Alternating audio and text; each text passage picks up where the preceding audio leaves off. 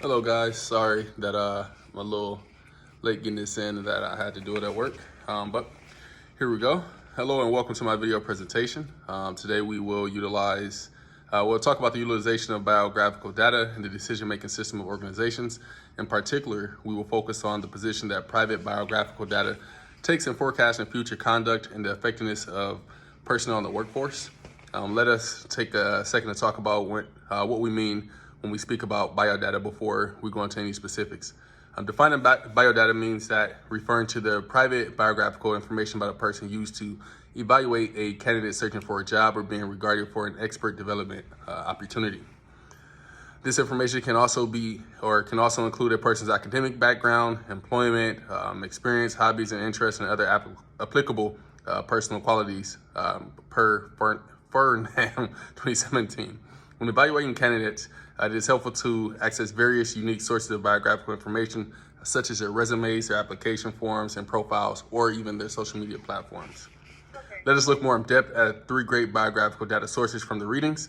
The first place to look at is in people's resume, which summarizes an individual's academic background, professional experience, and any different pertinent traits they may have, per Garcia Isidurera et al. 2020.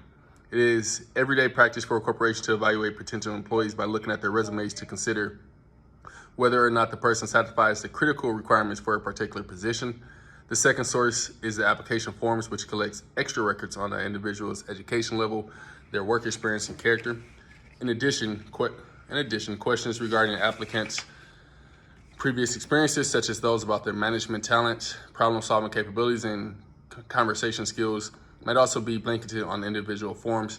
I want to take a second there. So those are like the things that we see with the assessments that have to deal with when you have these questions on these personal assessments that's asking, if you were to see a person do this, what would you do? The third source is an individual's social media profile, which may divulge data about their interests, hobbies, and different components of their personality. Employers may also locate social media profiles as a valuable source of information. Nonetheless, they must exercise excessive caution when using this information. This is why people are told that be careful what you post to your Facebooks, your Instagrams, and things of that nature, because all this stuff is being looked at by someone. Recommendations and rationale. The use of resumes as a truthful source of biographical data is one of the reasons why I believe the other 2 sources of information are worth discussing. In addition, resumes can simplify the screening because they are easy to look into, provide a condensed model of pertinent qualifications, and can be applied effectively. Therefore, when evaluating potentialities for any job or chance of an expert advancement, I would endorse thinking about resumes as the primary source of information.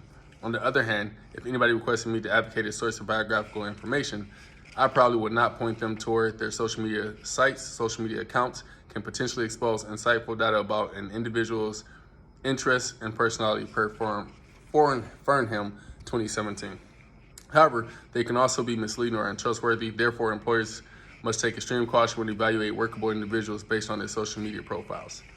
Supporting the use of biographical information, actually, many blessings come along with use of biographical data to forecast future performance.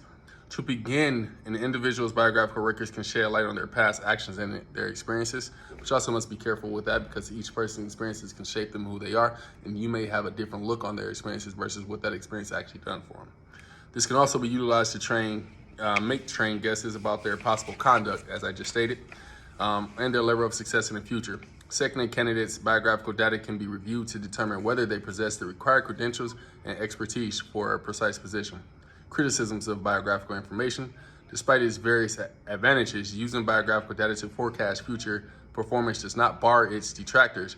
It may also be challenging to validate the accuracy of the biographical material, which is one of the criticisms against it. On the application letter or resume, for instance, an applicant may decorate their knowledge or skills to stand out from the crowd, Song and Wayne 2019.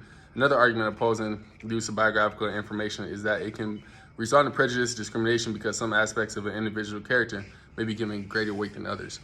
I like to use, for example, at this time, when you look at a person's education, we all have the chance to go for degrees in college, but not all of us have the necessary, adequate education to pass tests or the SATs or the ACTs to even get into college.